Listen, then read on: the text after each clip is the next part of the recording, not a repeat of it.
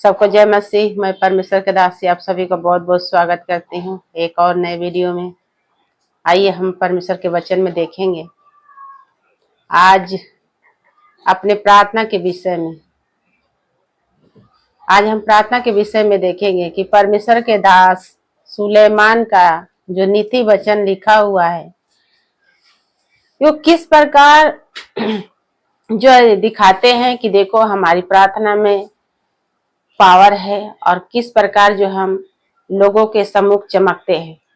तो निकालेंगे नीति वचन 27 वचन 17 में लिखा है कि जैसे लोहा लोहे को चमकाता है वैसे ही मनुष्य का मुख अपने मित्र को संगीत से चमकदार हो जाता है।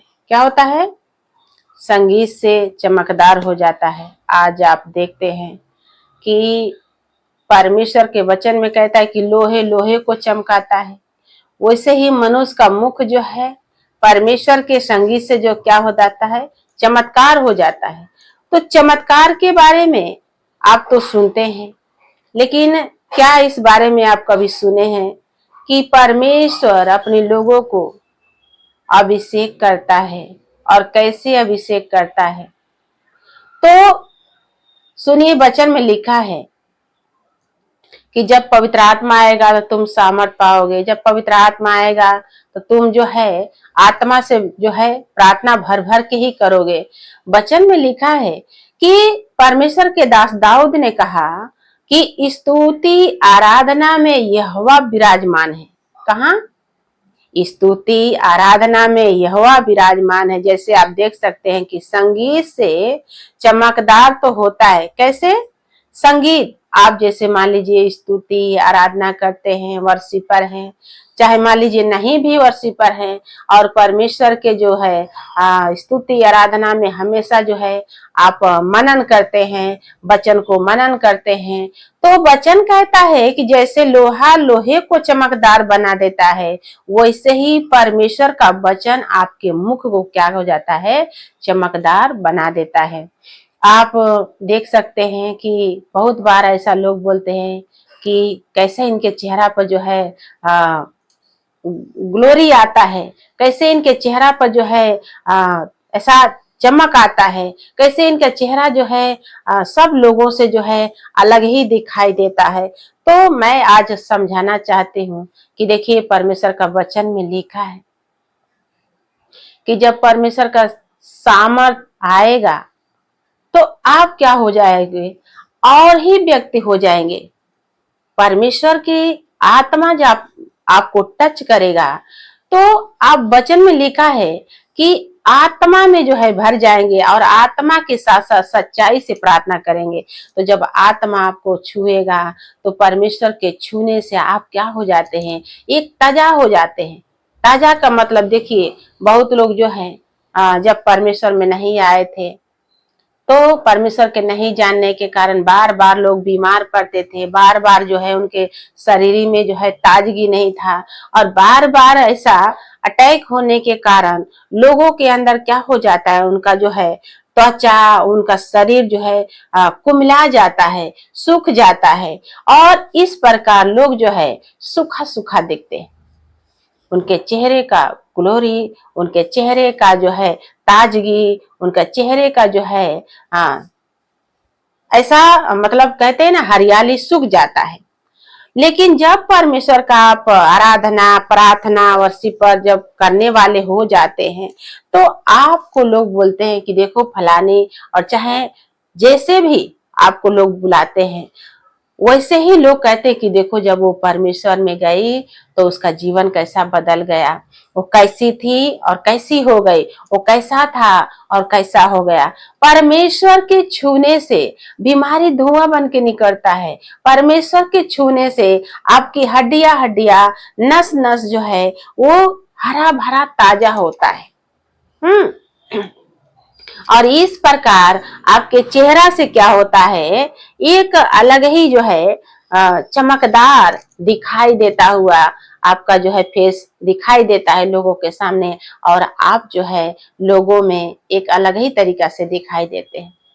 मैं कहती हूँ परमेश्वर के वचन से आप निगरानी कीजिए कि परमेश्वर कैसा मनुष्य के जो है छू के उसके अंदर एक ताजगी, एक हरियाली, जैसे मान लीजिए खेत है और खेत में लोग जो है जब फसल बोते हैं, फसल को हरा करने के लिए, ताजा रखने के लिए, अच्छा फसल देखने के लिए पानी डालते हैं, खाद डालते हैं, उसी प्रकार आपको परमेश्वर अपने सामर्थ्य से भरता है और आपका चेहरा जो है चमकने लगता है और लोगों के सामने आप सबसे सुंदर, सबसे स्मार्ट जो है दिखाई देते हैं।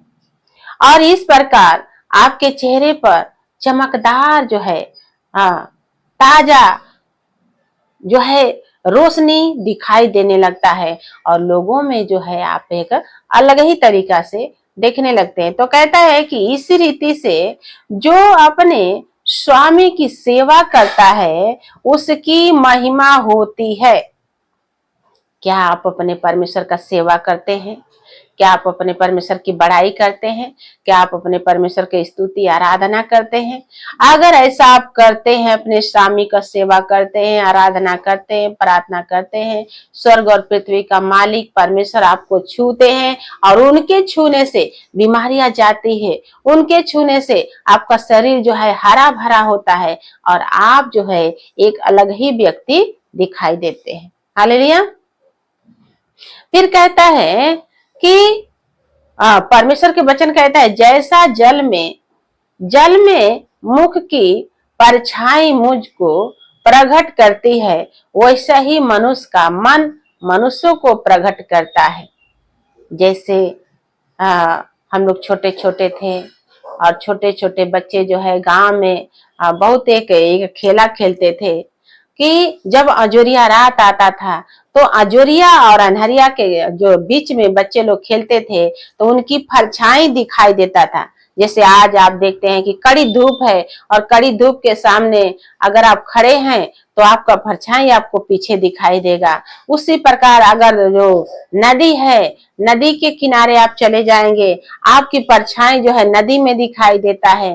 वैसे ही बाइबल कहता है कि वैसे ही मनुष्य के बीच में जो है आप जब परमेश्वर की महिमा करते हैं तो आपको अपना मन जो है गवाही देने लगता है कि देख, परमेश्वर का सेवा करने से, परमेश्वर की महिमा करने से तेरा शरीर हरा भरा हो गया, तेरा शरीर भला चंगा हो गया, तेरा शरीर जो है परमेश्वर में आके किस प्रकार से जो है ताजा हो गया।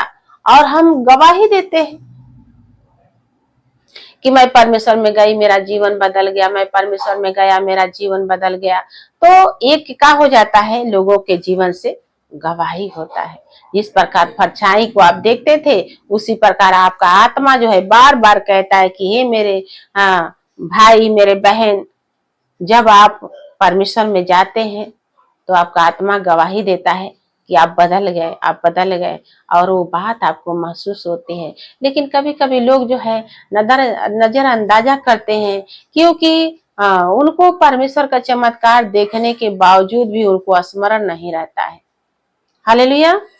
और जैसे आधे लोग और विश्वास विनाश लोग, वैसे ही मनुष्य की आंखें भी तृप्त नहीं होती। जैसे अधलोक जो है कि कितना भी मनुष्य को प्राण को ले ले तभी भी वो तृप्त नहीं होता है, वैसे ही मनुष्य की आंखें जो है कितना भी आशीष ले ले, कितना भी चंगाई ले ले, कितना भी शांति ले ले, कितना भी परमेश्वर में जो है वो ग्लोरी को पा जाए, लेकिन मनुष्य की आंखें भी वैसे ही तृप्त नहीं होती।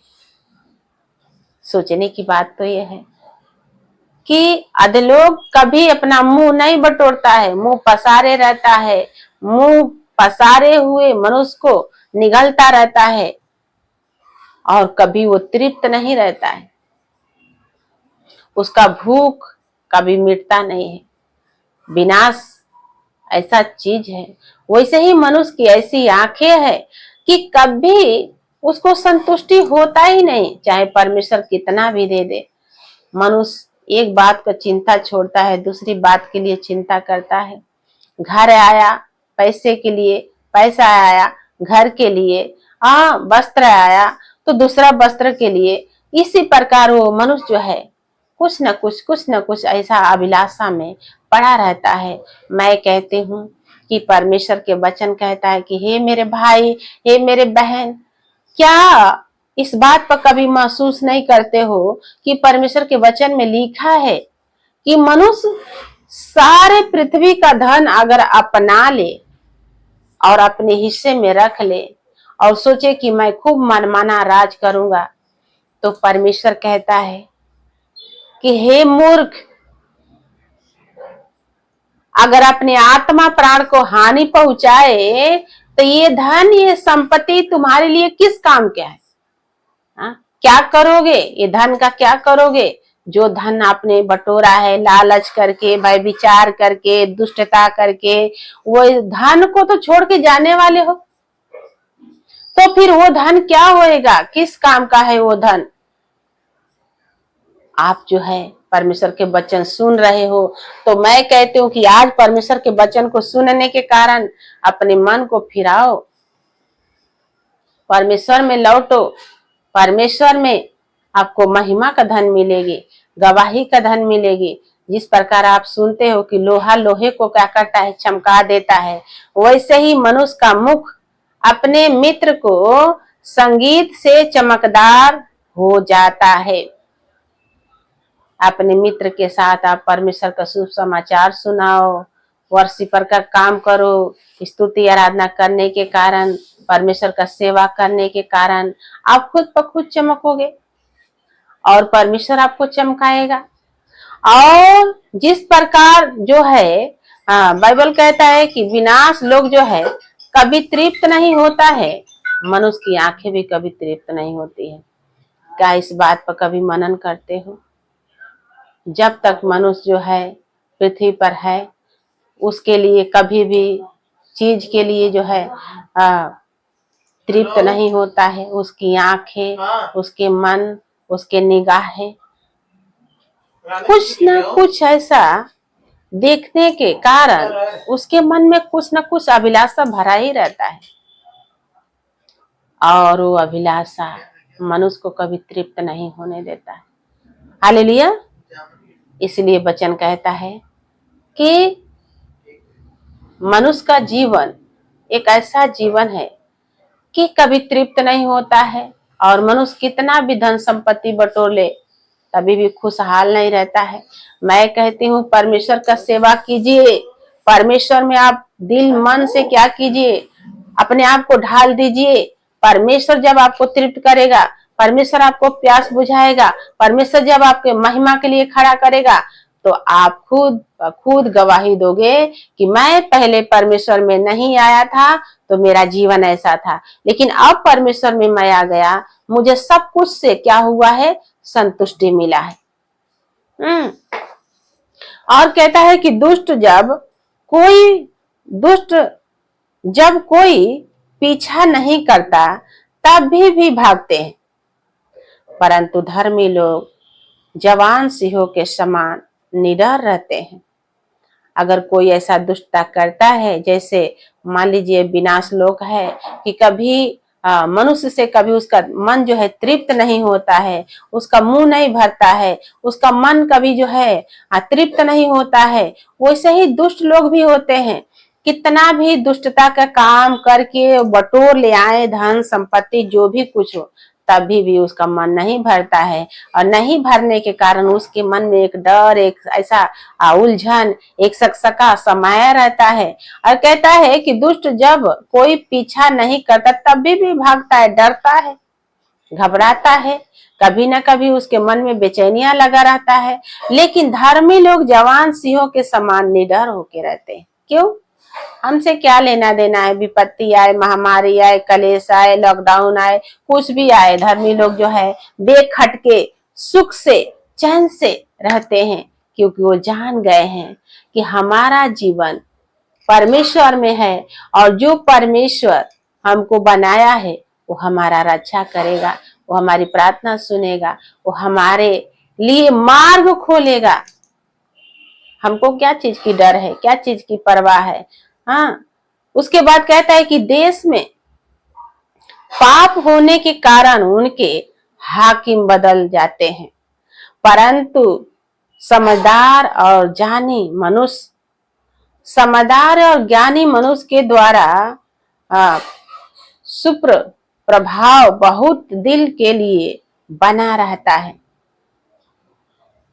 परमेश्वर के वचन में लिखा है कि समझदार और ज्ञानी लोग जो है क्या करते हैं, सोच समझ के कोई बात के फैसला लेते हैं और वो फैसला बहुत दिन तक बना रहता है। वो दृढ़ता का काम बहुत दिन तक बना रहता है, क्योंकि जल्दीबाजी का काम जो है कहते हैं ना कि शत्रु का काम होता है। लेकिन जब सोच समझ के आप कोई भी काम पर फैसला करते हो तो परमेश्वर पर छोड़ दो, परमेश्वर पर भरोसा रखो, परमेश्वर के ऊपर वो सारा बोझ, वो सारा जो है टेंशन को डाल दो। क्योंकि यीशु मसीह ने कहा है सब आओ प्यासे लोग मेरे पास आओ, अपना सारा टेंशन और जो है बोझ को मेरे ऊपर डाल दो और तुम लोग मेरे पीछे हो लो। अगर आप परमेश्वर का वचन सुनते हैं तो अपने सारे टेंशन बोझ को प्रभु यीशु के क्रूस पर डाल दीजिए। उसको ध्यान है, आप ज्ञान के बातों पर मन लगाइए और परमेश्वर के पीछे हो लीजिए। और जो लोग व्यवस्था को छोड़ देते हैं वे दुष्ट की प्रशंसा करते हैं, परंतु व्यवस्था पर चलने वाले उनका विरोध करते हैं।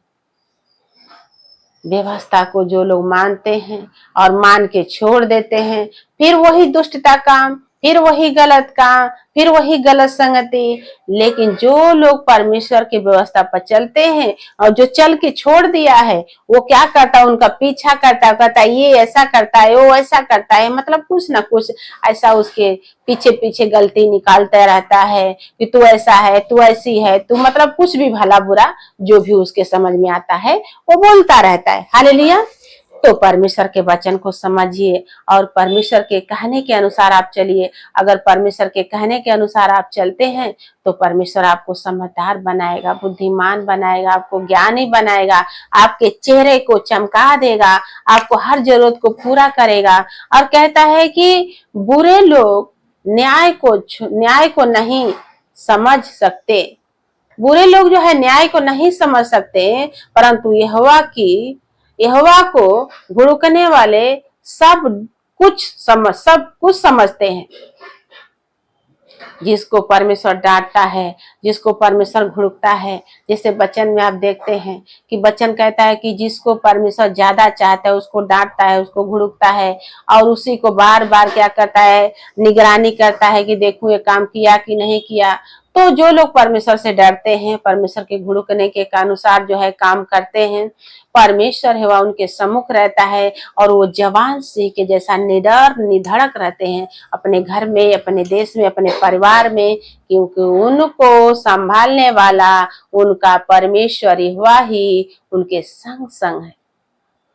क्या चीज की डर है, क्या चीज का टेंशन है, क्या चीज का मगजमारी है। हालेलुया। और कहता है कि जो व्यवस्था का पालन करता वह समझदार होता है, परंतु उड़ाऊ का संगी अपने पिता का मुंह काला करता है। जो व्यवस्था का पालन करता है वो बहुत समझदार होता है। जो आज पवित्र शास्त्र को पढ़ता है, समझता है, मानता है, वो बहुत समझदार होता है। लेकिन एक उड़ाऊ पुत्र का कहानी आपने सुना है कि एक उड़ाऊ पुत्र रहता है और उसके पिता के पास बहुत सारा धन संपत्ति रहता है और वो दो भाई रहते हैं। और क्या करता है, बड़ा भाई अपने पिता के पास रहता है लेकिन छोटा भाई का नाम है उड़ाऊ। और उड़ाऊ पुत्र जो है क्या करता है, अपने बाप के पास जाता है और कहता है कि हे पिता मेरा संपत्ति दे दो, मैं दूर देश जाऊंगा और अपने संपत्ति का, अपने हिस्से का मैं भोग विलास करूंगा। पिता ने कहा कि ले लो, चाहे आज दूं चाहे कल दूं, है तो तुम्हारा ही। पिता दे देता है और उड़ाऊ पुत्र जो है ले लेता है और लेके सारा धन संपत्ति दूर देश चला जाता है और दूर देश जाता है, अपने भोग विलास में सब कुछ उड़ा देता है, खत्म कर देता है। उसके बाद उसको कुछ खाने को नहीं मिलता, उसके बाद उसके जीवन में बहुत सारा संघर्ष होता है, बहुत सारे कठिनाइयां आती है और बहुत सारे कठिनाइयों को उसको सामना करना पड़ता है। तब जाके कहते हैं ना कि जब ठोकर लगता है तब इंसान को जो है अकल आता है। तो जब उसको ठोकर लगा तब उसको पता चला कि मेरे पिता के घर में तो इतना धन संपत्ति है कि नौकर चाकर भी अच्छे से खाते हैं और अच्छे से अपने जीवन को बिताते हैं, और मैं यहाँ आके दर दर भटकता हूँ। उसी प्रकार बाइबल कहता है कि जब वो सोचने लगा तो सोचा कि इससे बेस्ट तो वही है, मैं पिता के घर जाऊं, फिर से माफी मांगू और पिता मुझे हो सके तो अपना ले, तो मेरा जीवन बढ़िया से बीत जाएगा। तो परमेश्वर के वचन के अनुसार आता है, माफी मांगता है, पिता क्षमा करता है और क्षमा करके गले लगा लेता है। तो इस प्रकार परमेश्वर के वचन कहता है कि उड़ाऊ पुत्र जो ऐसा होता है वो समझदार नहीं है, क्योंकि परमेश्वर का वचन कहता जो समझदार है वो ज्ञानी है, वो परमेश्वर के वचन पर चलता है, माता पिता का भी आदर मान करता है और अपने जो है परिवार का भी परवाह करता है, अपने लिए परमेश्वर से प्रतिदिन विनती प्रार्थना करता है। तो उसके लिए कोई डर नहीं है, कोई भय नहीं है, क्योंकि परमेश्वर जो आकाश और पृथ्वी का मालिक है उसी के तरफ से चाहे सुख हो चाहे दुख हो सब कुछ सिरजा गया है, आता जाता रहता है। तो जो दुष्ट है वो कोई विपत्ति आने से डरता है, घबराता है, लेकिन जो धर्मी है परमेश्वर के मार्ग में चलता है वो कोई विपत्ति आए चाहे कुछ भी होए उसको डर नहीं है, क्योंकि वो जानता है जिस खुदा का मैं सेवा करता हूँ, भक्ति करता हूँ, उस खुदा के हाथ में मैं हूँ जो बचाने के सामर्थ रखा है। तो आज परमेश्वर के वचन से आप सीखें कि वचन में लिखा है कि जैसा लोहे को लोहा जो है चमकदार बना देता है, वैसे ही परमेश्वर का वचन आपके मुख को जो है चमका देता है। और वो कैसे? परमेश्वर के वचन के द्वारा, परमेश्वर की स्तुति आराधना के द्वारा परमेश्वर आपको क्या करता है? हरा भरा करता है, चमकदार करता है, अपने वचन के अनुसार आपको आशीष देता है। लोगों की नजर में जब आप आते हो तो लोग कहते हैं कि पहले कैसी थी, कैसा था, अब ये कैसा हो गया है। तो ये आपके जीवन में गवाही होता है। हालेलुया, ये आपके जीवन में गवाही होता है। और आप क्या करें? इस वचन पर ज्यादा से ज्यादा मनन करें, और मनन करोगे तो पूरी रीति से वचन को समझ पाओगे, और परमेश्वर है वह आपको बहुत बहुत इस्तेमाल करे, आशीष दे, ज्ञानी बनाए और अपने वचन के अनुसार आपको क्या करे? चमकाए। हालेलुया, यीशु के नाम से आमीन।